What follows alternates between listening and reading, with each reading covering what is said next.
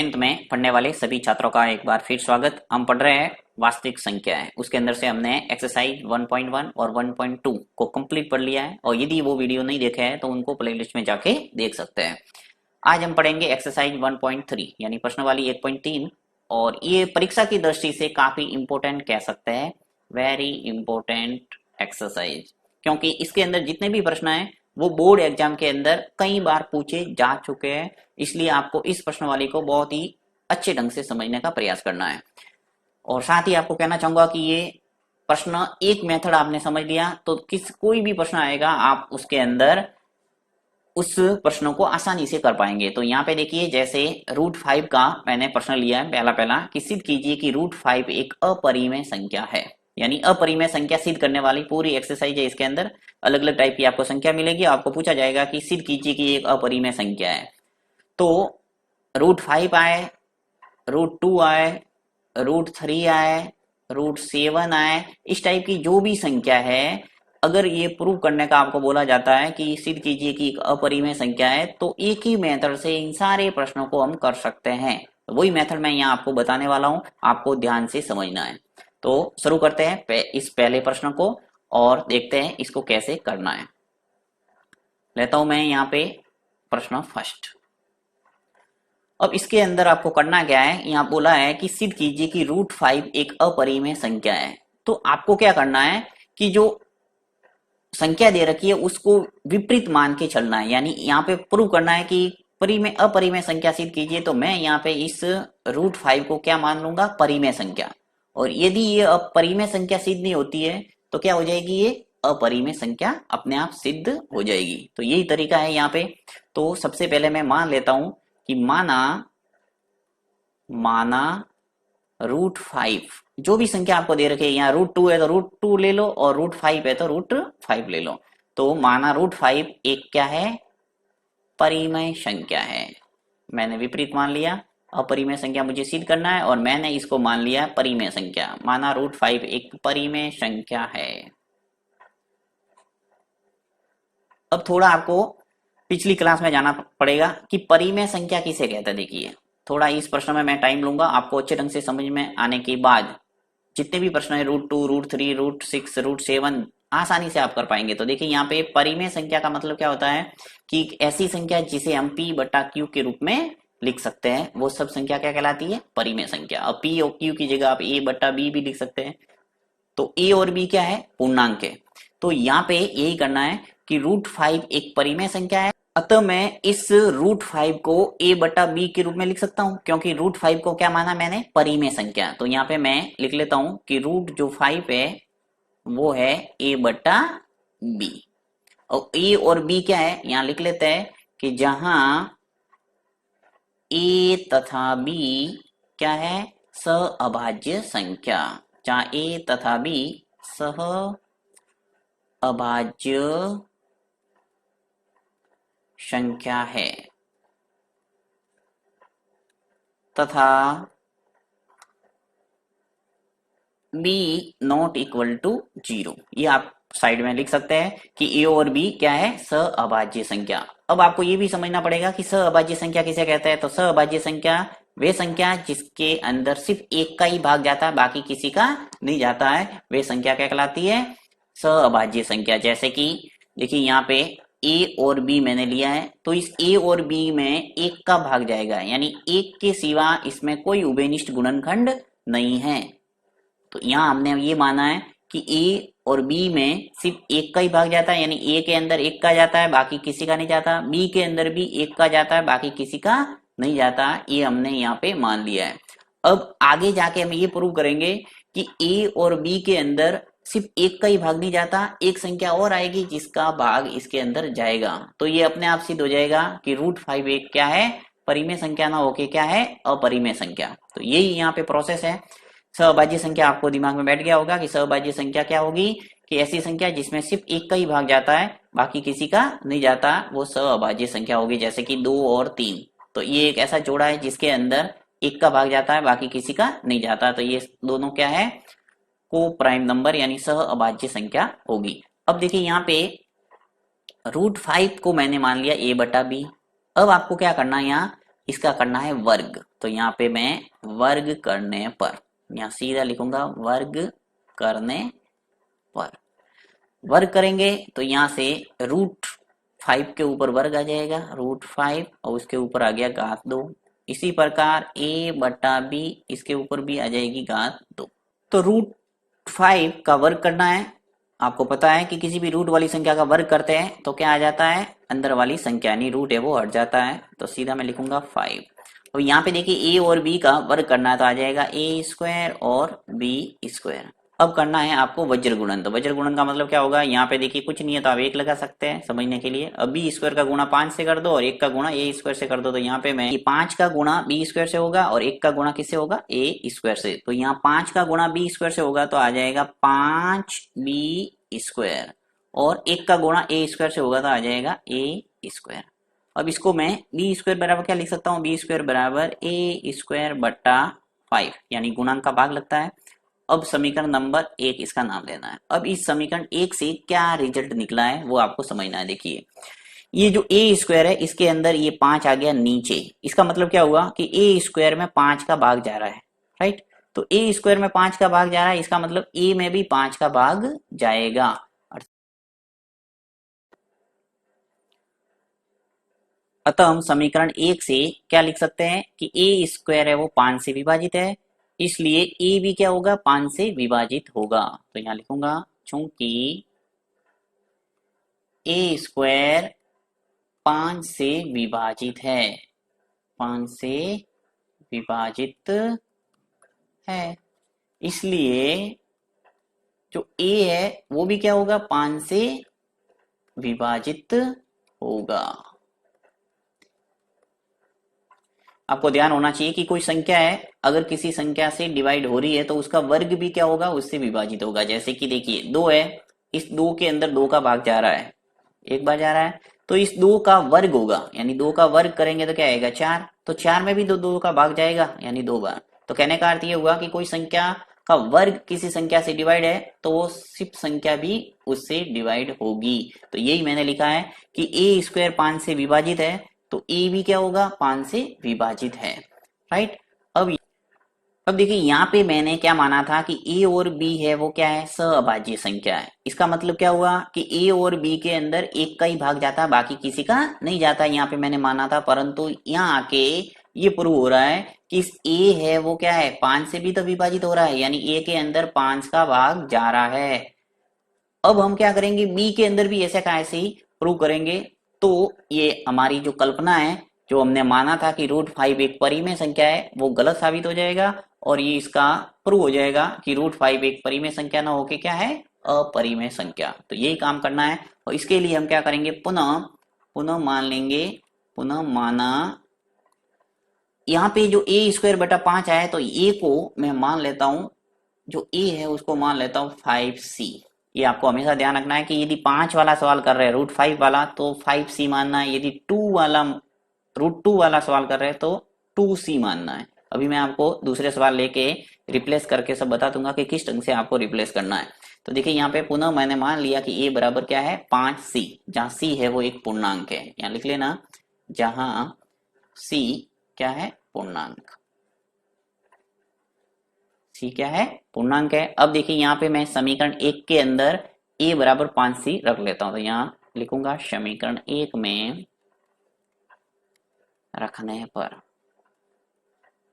समीकरण 1 मेरे पास है b² बराबर a² बट्टा 5। अब a के स्थान पर मुझे क्या रखना है, 5c। तो यहाँ लिख लेता हूं मैं b² बराबर 5c का स्क्वायर बट्टा 5, यानी a था वहां पे मैंने 5c है वो रख दिया। तो b² बराबर 5c का वर्ग करेंगे तो क्या आएगा, 25c² बाय 5।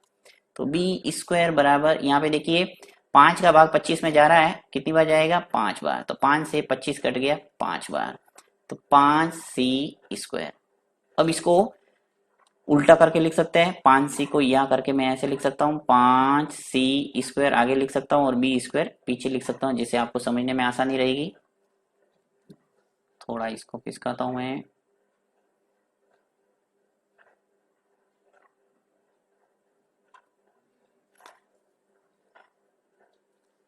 यहाँ पे देखिए क्या स्थिति बन रही है कि 5c² बराबर b²। इसका मतलब क्या हुआ कि मैं इसको लिख सकता हूँ c² बराबर b² बट्टा 5। यहाँ पे क्या स्थिति बनी थी समीकरण 1 के अंदर a² बटा 5, यहाँ पे आ गया b² बटा 5 और इसका नाम देता हूँ समीकरण नंबर 2। अब समीकरण 2 से मैं क्या लिख सकता हूँ कि चूंकि b² है वो क्या है 5 से विभाजित है, b² 5 से विभाजित है, b² 5 से विभाजित है, इसलिए b क्या होगा b 5 से विभाजित होगा, विभाजित होगा। तो इस प्रकार हमने ये प्रूव कर दिया कि ए और बी के अंदर एक के अतिरिक्त एक संख्या और है जिसका भाग पूरा पूरा जा रहा है। इसका मतलब हमारी जो कल्पना है वो क्या हुई, असत्य हुई, हमने जो माना था वो गलत है। और ये √5 एक क्या है, परिमेय संख्या ना होके क्या है, अपरिमेय संख्या। तो आपको किस ढंग से अब लिखना है मैं थोड़ा आपको लिख के बता देता हूँ। देखिए यहाँ पे समीकरण आप मान सकते हैं इनको समीकरण नंबर 2, यहाँ पे मैं ये जो समीकरण फर्स्ट ले लेना है और यहाँ पे इसको मानना है समीकरण नंबर 2। तो यहाँ पे समीकरण 2, क्योंकि इस पॉइंट से हमारे प्रूव हो रहा है कि ए के अंदर 5 का भाग जा रहा है, यानी ए 5 से विभाजित है। इसी प्रकार इसको मान लेता हूं मैं समीकरण नंबर 3 और ए जो है यहाँ पे इसको मानते हैं समीकरण नंबर 4। तो आपके जो समीकरण 2 है और समीकरण 4 है इनसे आपको लिखना है। देखिए समीकरण 2 है वो ये है कि a है वो क्या है 5 से विभाजित है, और समीकरण जो 4th है वो क्या कह रहा है कि b है वो 5 से विभाजित है।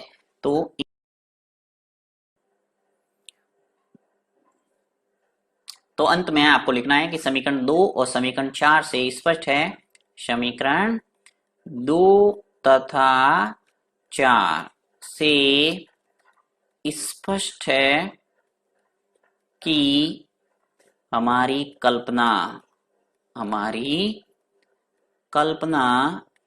असत्य है।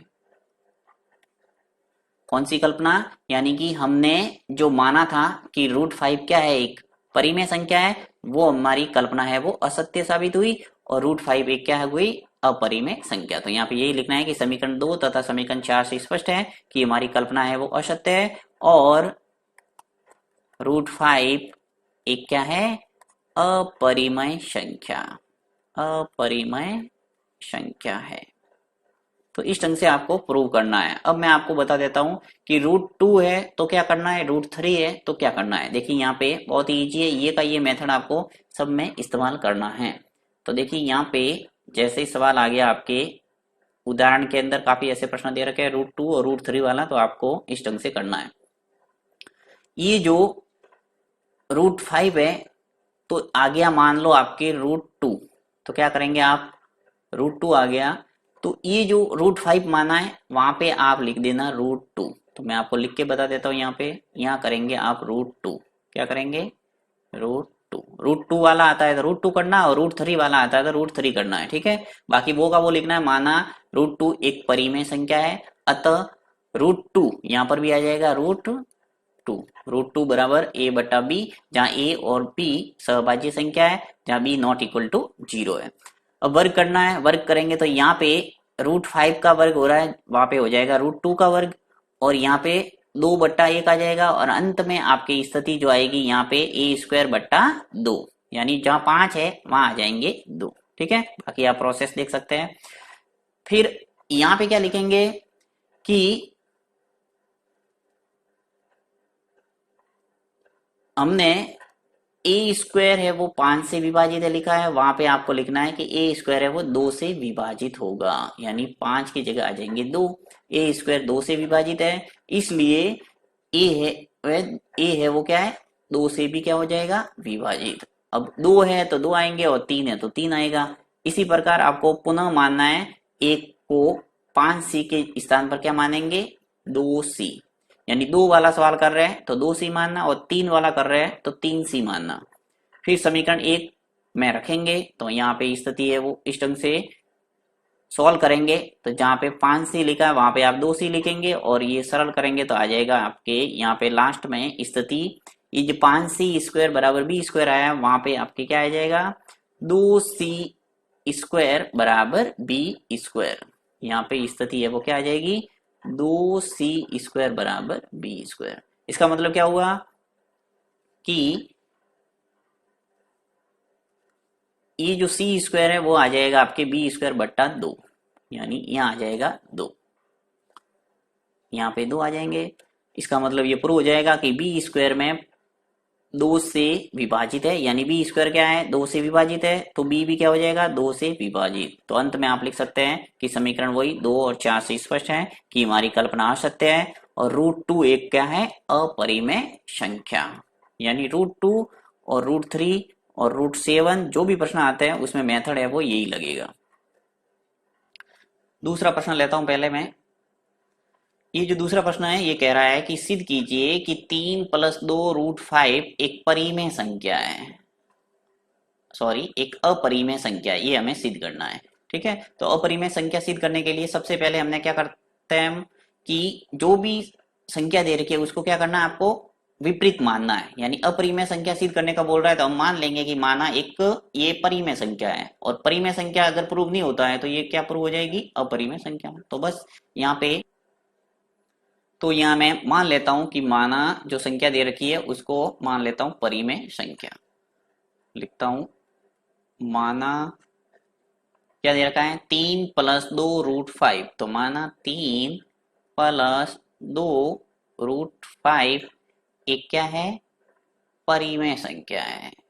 अपरिमेय संख्या सिद्ध करने का बोला, मैंने माना क्या है परिमेय संख्या, परिमेय संख्या है।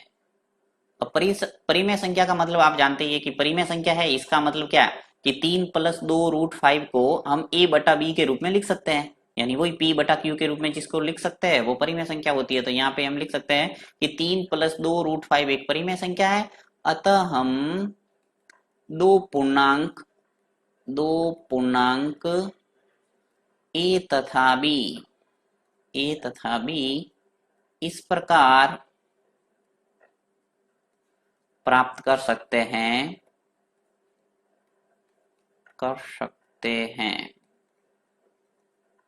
कि 3 + 2 √5, ये जो लिखा मैंने 3 + 2 √5 ये बराबर लिख सकता हूं मैं a बटा b, साइड में लिख सकते हैं, जहां b है वो नॉट इक्वल टू क्या है 0, यानी b है वो 0 नहीं होना चाहिए, अगर 0 होगा तो ये पूरी राशि अनंत हो जाएगी, इसलिए b को नॉट इक्वल टू 0 आपको लिखना है।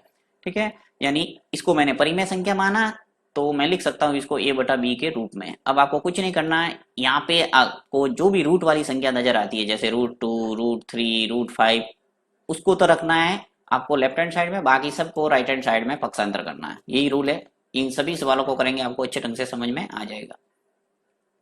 तो मैं यहाँ पे देखिए 2 और √5 को इधर ही रख रहा हूँ, 2 √5 इसको इधर ही रखा, और ये जो a बटा b राइट हैंड साइड में जो पद था ऐसा कैसा लिखा है, यहाँ से जो 3 है ये इसको मैं पक्षांतर करके राइट हैंड साइड में लाता हूँ, तो जैसे भी कोई राशि पक्षांतर होती है तो चिन्ह है वो बदल जाता है, तो यहाँ आ जाएगा -3।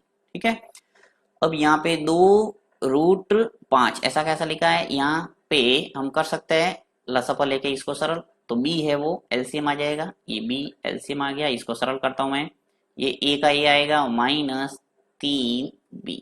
अब आपको ये प्रोसेस तो आता ही होगा, देखिए a बटा b है और यहाँ 3 के नीचे कुछ नहीं है तो 1 लगा सकते हैं, और फिर b और 1 का जैसे देखिए मैं बता देता हूँ, यहाँ 1 रखा मैंने, तो b और 1 का जो लसपा लेंगे तो क्या आएगा b, फिर b का b में भाग देंगे तो 1 आएगा, और 1 का गुणा a से करेंगे तो a आएगा। ये आपको भिन्नों का घटाना और भिन्नों को जोड़ना तो आता ही होगा लसपा लेके, और इसी प्रकार 1 का भाग देंगे b में तो b आएगा, और b का गुणा जब 3 से करेंगे तो 3b। तो ये मैंने लसपा लेके इसको सरल किया है भिन्नों को दोनों को। ठीक है, अब ये छोटी मोटी बातें आपको नहीं आती है तो आप प्लेलिस्ट में जाके जो बेसिक वाला टैब है उसको आप सर्च करके देख सकते हैं आसानी से, जो साधारण बेसिक गणित है उसको समझ सकते हैं।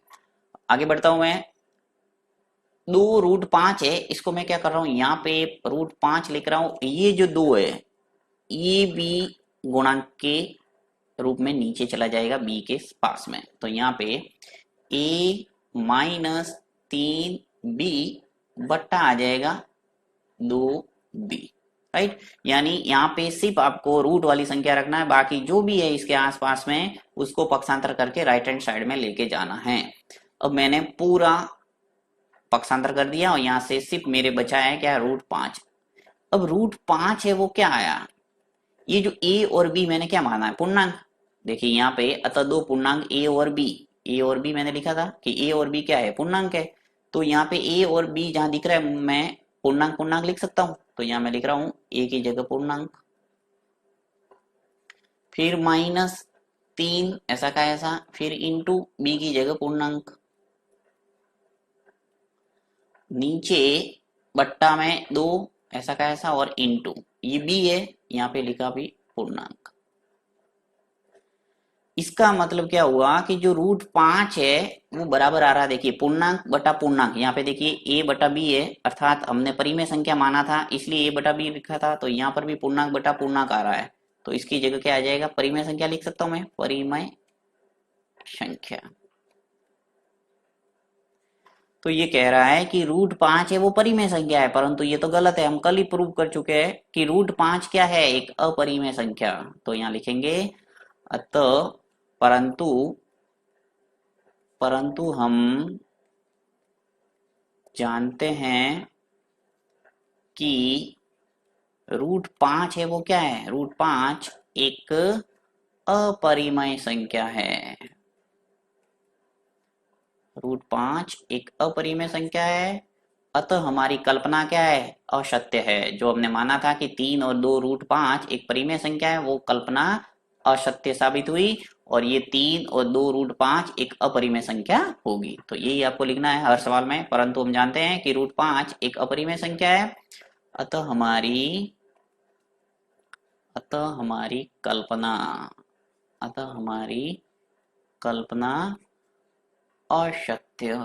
असत्य है। और जो भी सवाल दे रखा वो लिख लो। और 3 + 2 √5 एक क्या है, अपरिमेय संख्या, अपरिमेय संख्या है। तो इस ढंग से आपको ये सवाल करना है और बहुत इजी है। जब आप प्रैक्टिस करेंगे इसी प्रकार लिखने की तो कोई भी सवाल आसानी से कर पाएंगे।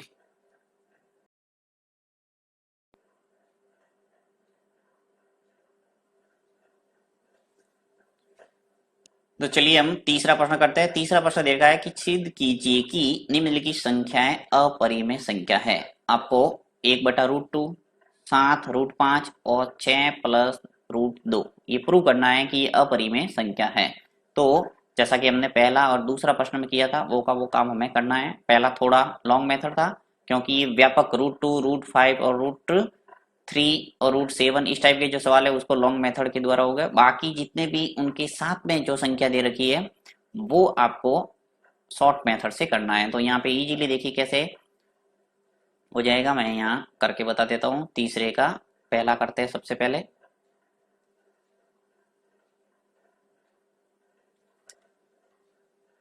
तीसरे का पहला लेता हूँ। तीसरे का पहला 1/√2। और यदि आपने पहला और दूसरा प्रश्न जो मैंने किया है और वीडियो अपलोड कर दिया है, अगर आपने नहीं देखा है तो उसको जरूर देखना ताकि इन सवालों को समझने में आपको आसानी रहे। अगर वो वीडियो नहीं देखेंगे तो आपको थोड़ा भारी लग सकता है, इसलिए उनको देखना जरूरी है। क्योंकि मैथ्स में क्रमबद्धता का पूरा ध्यान रखा जाता है। पहला प्रश्न आता है तो ही दूसरा आता है और दूसरा आता है तभी तीसरा आता है, इसलिए आपको क्रम से ही पढ़ना हमेशा। अब देखिए पहला प्रश्न है 1/√2। ये आपको बोला है कि अपरिमेय संख्या सिद्ध कीजिए। तो यहाँ पे मान लेता हूं माना कि 1/√2 है वो एक क्या है, परिमेय संख्या है। मैंने मान लिया उल्टा कि ये अपरिमेय संख्या ना होके क्या है, ये परिमेय संख्या है, परिमेय संख्या है। ठीक है, अतः हम परिमेय संख्या है तो हम क्या दो पूर्णांक प्राप्त कर सकते हैं, ए और बी। तो यहाँ लिखेंगे माना 1/√2 एक परिमेय संख्या है, अतः दो पूर्णांक ए तथा बी, अब पी और क्यू भी लिख सकते हैं, मैं ए और बी का इस्तेमाल कर रहा हूं। दो पूर्णांक ए तथा बी इस प्रकार प्राप्त कर सकते हैं कि, यानी 1/√2 है उसको मैं लिख सकता हूं a/b के रूप में, क्योंकि परिमेय संख्या है इसे हम a/b के रूप में लिख सकते हैं। साइड में लिख सकते हैं जहां b है वो नॉट इक्वल टू क्या है, 0।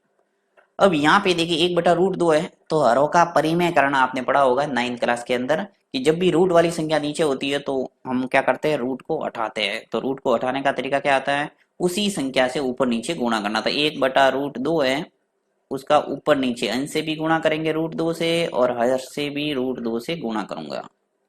a/b ये ऐसा का ऐसा राइट हैंड साइड वाला पद। अब देखिए अंश का गुणा अंश से, हर का गुणा हर से, यानी 1 का गुणा √2 से होगा, तो √2 ये ऐसा का ऐसा आ जाएगा, और नीचे यहाँ पे √2 का गुणा √2 से होगा तो क्या आ जाएगा, तो रूट वाली संख्या का गुणा होता था क्या आता है, अंदर वाली संख्या। ये मैंने आपको बताया हुआ, देखिए थोड़ा वापस बता देता हूँ कि जो भी रूट वाली संख्या का जब रूट वाली संख्या से गुणा करते हैं तो इसका मतलब क्या हुआ कि √2 के ऊपर क्या आ जाएगा, घात 2। तो घात और ये जो रूट है वो एक साथ कट जाता है, आ जाता है अंदर वाली संख्या। या फिर ऐसे समझ सकते हैं कि 2 का गुणा जब 2 से करेंगे तो क्या आएगा, √4, और 4 का वर्गमूल क्या आता है, 2। तो कैसे भी आप समझ सकते हैं कि आपको बस ये ध्यान रखना है कि जब भी उसी सेम संख्या से रूट वाली संख्या से गुणा होता है, जैसे √3 का गुणा √3 से करेंगे तो आपको सीधा याद रखना है कि 3 आएगा। √5 का गुणा √5 से करेंगे तो आपको सीधा याद रखना है 5 आएगा। यानी कि अंदर वाली जो भी संख्या है वो लिख लो। अब कैसे हट रहा है रूट वो मैंने आपको बता दिया। आगे बढ़ते हैं।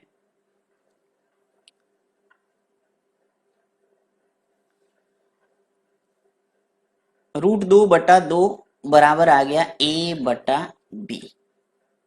अब मैं यहाँ पर भी मैंने दूसरे सवाल में भी आपको बताया था कि आपको हमेशा ध्यान रखना है कि जब भी रूट वाली संख्या आपको मिले तो √2, √3, √5, √7 जो भी इस टाइप की संख्या है वो आपको राइट हैंड साइड में रखना है, बाकी सबको क्या करना है, लेफ्ट हैंड साइड में रखना है, बाकी सबको राइट हैंड साइड में पक्षांतर करना है। तो यहाँ पे देखिए √2 दिख रहा है मुझे, वो तो मैं यहीं रखूंगा, यानी लेफ्ट हैंड साइड में, बाकी जो भी संख्या है उसको पक्षांतर करना है। तो देखिए यहाँ पे 2 है वो नीचे हर में है, तो वज्र गुणन होके ऊपर चला जाएगा यहाँ a के पास में, यानी 2a आ जाएगा बट्टा b। इसका मतलब क्या हुआ कि √2 है बराबर क्या आ गया, 2 इंटू ए है वो क्या है, पूर्णांक है, और b क्या है, पूर्णांक। और कोई संख्या पूर्णांक बटा पूर्णांक क्या होता है, परिमेय संख्या। तो यानी √2 बराबर आ रहा है परिमेय संख्या, परिमेय संख्या। परंतु हम जानते हैं कि √2 क्या है, एक अपरिमेय संख्या है। यहाँ लिखेंगे परंतु हम जानते हैं कि √2 एक क्या है, अपरिमेय संख्या है। यहाँ पे हमने क्या लिखा है कि √2 एक परिमेय संख्या है, जो कि गलत कह रहा है।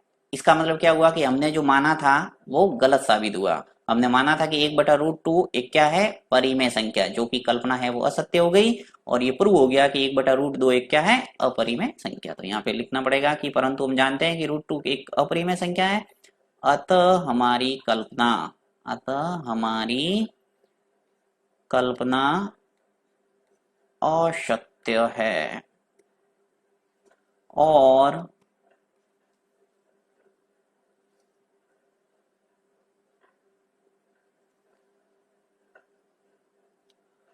और 1/√2 जो भी सवाल दे रखा है वो लिखेंगे एक अपरिमेय संख्या है, और 1/√2 एक क्या है, अपरिमेय संख्या, अपरिमेय संख्या है। ये सवाल थोड़ा थ्योरेटिकल है, इसलिए आपको हो सकता है थोड़ा बोरिंग लग रहा हो, परंतु जब आप 1-2 बार करेंगे तो इजी लगने लगेगा। सब में एक ही टाइप की स्टेप फॉलो करना है।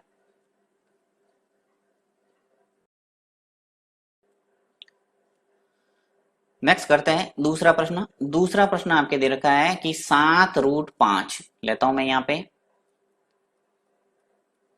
7√5, तो अब तक आपने अच्छे ढंग से समझ लिया होगा कि जो भी संख्या दे रखी है उसको पहले हम क्या मान रहे हैं, परिमेय संख्या। और अगर वो परिमेय संख्या सिद्ध नहीं होती तो हम लिखेंगे कि वो अपरिमेय संख्या है। यही प्रोसेस है सब में। तो यहां पर भी मैं मान लेता हूं कि 7√5 माना 7√5 एक क्या है, परिमेय संख्या है, परिमेय संख्या है। अतः हम दो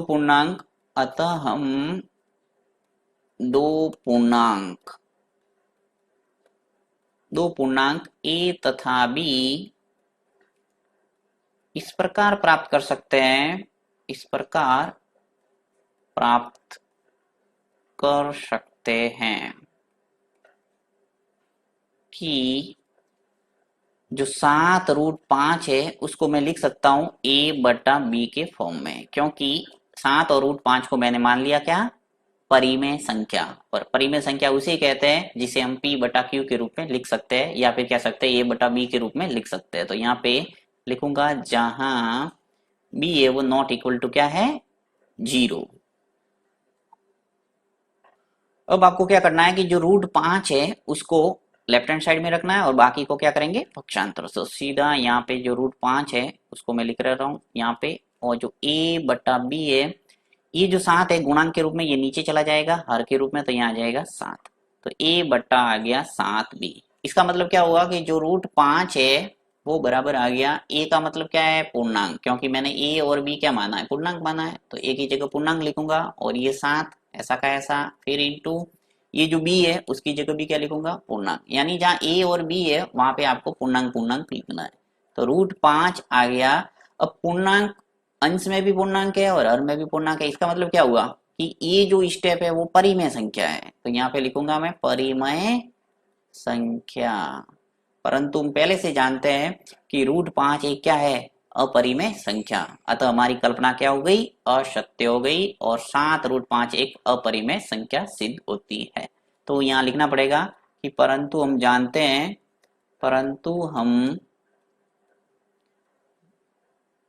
जानते हैं कि √5 एक अपरिमेय संख्या है, अपरिमेय संख्या है। अतः हमारी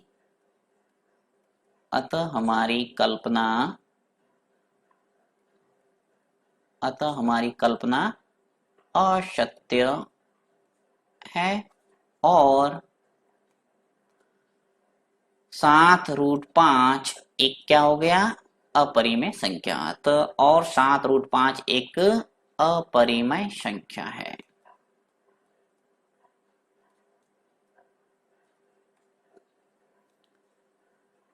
नेक्स्ट तीसरा प्रश्न, तीसरा दे रखा है आपको 6 + √2।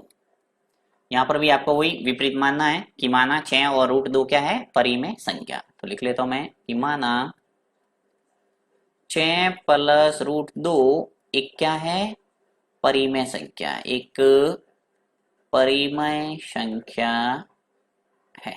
ठीक है, 6 + √2 को मैंने क्या मान लिया, परिमेय संख्या। इसका मतलब क्या हुआ कि 6 + √2 को मैं लिख सकता हूँ a/b के रूप में। तो यहाँ पे लिखेंगे कि अतः हम दो पूर्णांक a तथा b इस प्रकार प्राप्त कर सकते हैं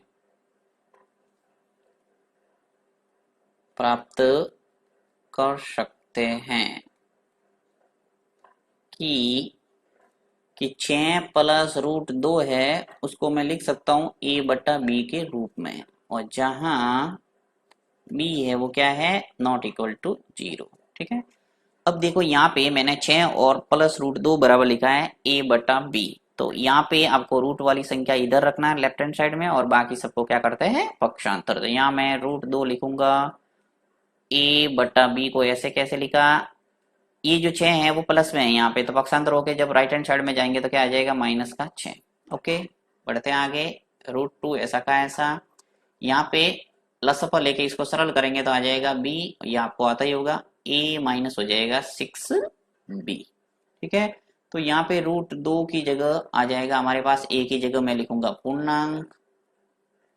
जो हमने पहले और दूसरे प्रश्न में किया वैसा का वैसा काम करना है, जहाँ a और b दिखेगा वहां पूर्णांक पूर्णांक आपको लिखना है। तो a की जगह पूर्णांक लिखा, फिर -6 इंटू b है वो उसकी जगह भी पूर्णांक लिखूंगा पूर्णांक, बट्टा ये जो b है इसकी जगह भी क्या लिखूंगा पूर्णांक। इसका मतलब क्या हुआ कि पूर्णांक बट्टा पूर्णांक क्या होता है परिमेय संख्या, तो √2 बराबर आ रहा है हमारे परिमेय संख्या। परंतु हम जानते हैं कि √2 स्पष्ट रूप से क्या है, एक अपरिमेय संख्या है, जो कि ये गलत सिद्ध हुआ है। इसका मतलब एक 6 प्लस √2 को मैंने परिमेय संख्या माना था वो गलत साबित हुआ और ये एक हो गई अपरिमेय संख्या। तो इसी ढंग से आपको प्रूव करना है। यहाँ पे मैं लिख लेता हूं, परंतु हम जानते हैं कि √2 एक क्या है, √2 एक अपरिमेय संख्या है। √2 एक अपरिमेय संख्या है। परंतु हम जानते हैं कि √2 एक अपरिमेय संख्या है, अतः हमारी कल्पना जो मैंने माना था कि 6 प्लस √2 एक परिमेय संख्या, वो कल्पना क्या हो गई, असत्य। अतः हमारी कल्पना असत्य है और 6 प्लस √2 एक क्या है, अपरिमेय संख्या है। तो इन सवालों को आप बार बार प्रैक्टिस करेंगे तो आपके परफेक्ट हो जाएगा और परीक्षा की दृष्टि से काफी इंपॉर्टेंट है। इसको आप ध्यानपूर्वक समझ सकते हैं और फिर भी इसमें किसी प्रकार का कोई डाउट है, आपको कंफ्यूजन है, तो आप कमेंट बॉक्स में लिख सकते हैं। वापस इसको मैं और अच्छे ढंग से एक्सप्लेन करने की कोशिश करूंगा। थैंक्स।